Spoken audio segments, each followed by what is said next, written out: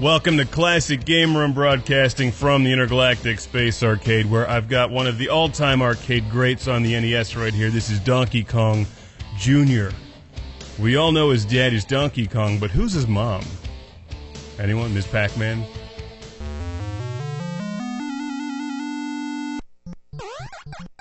It's Donkey Kong Jr., and what's the first thing that you think I think of whenever I hear the word Jr.? If you watch this show, it's not that hard. Come on. That's right. The Whopper Jr. from Burger King. The Whopper Jr. is my favorite fast food hamburger. I prefer it over the original Whopper for a variety of reasons, none of which has anything at all to do with this game, except that I like Donkey Kong Jr. more than regular Donkey Kong. The original Whopper is just too big. The original Donkey Kong is too rigid in its gameplay mechanics. Burger King and Nintendo made improvements when creating the Junior. Donkey Kong Jr. is just a fabulous arcade game. Originally released to the arcades in 1982, this is the Nintendo Entertainment System version, which is just about as good. This has got to be the best home console version of Donkey Kong Jr., which makes me hungry every time I say that.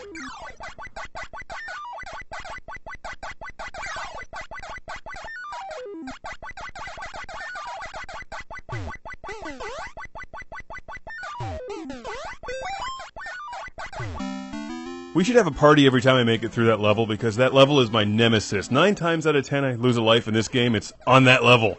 Usually from those damn birds. If only Donkey Kong Jr. could clear them out with a flamethrower beforehand. Flame broiled. Just like a Whopper Jr.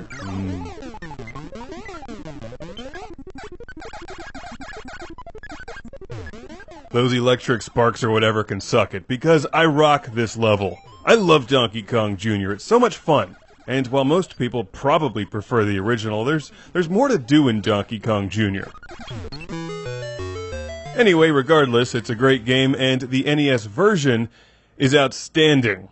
He captures the arcade look and feel of the original and plays well on the D-pad. You gotta double fist those keys to get them up there quickly. I like this level a lot. In fact, I like all the levels in this game except for that one part where the birds kill me. Over and over and over again. I think there's more ways to score points in Donkey Kong Jr. than the original, and you're still rewarded for getting through levels quickly with a big bonus. Now, the whole premise here is that you're saving Donkey Kong from Mario, who's locked him in a cage because presumably he doesn't have access to any Burger Kings and he's got to eat sometime. I'm not sure if that's the official description of this game, but that's sort of how I take it.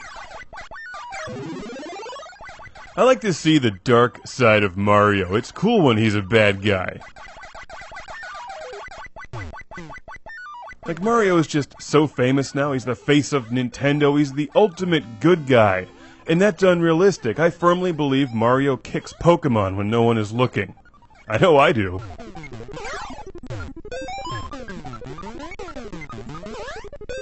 If you think about it, Mario isn't just being a bad guy in this game, like, oh, he's up to no good. No, Donkey Kong is locked in a cage, and Mario's trying to electrocute his son while his father watches.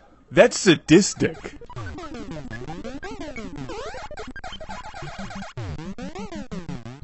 In the end, I think we all need to ask ourselves, does Mario really get the punishment that he deserves? And I don't think so. He usually ends up with a mild concussion, but then he's back at it again. Let's go. Die, Donkey Kong Jr. I'm going to attack you with birds. That's not a very good guy thing to do, is it, Mario? If there were any justice in this video game world, Donkey Kong Jr. would leave a rake sticking up right below where Mario's about to fall. But until then, you've just got to keep playing Donkey Kong Jr. on your NES over and over and over again, because it's fun. So here's a classic game room shout out and thank you to my homeboy Mark from Brooklyn, New York, for sending this game to the show. It's one of the best NES games that you can get because it's based on one of the best arcade machines ever made. That's what happens when I try to rush this level. Oh well, guess where I'm going to lunch.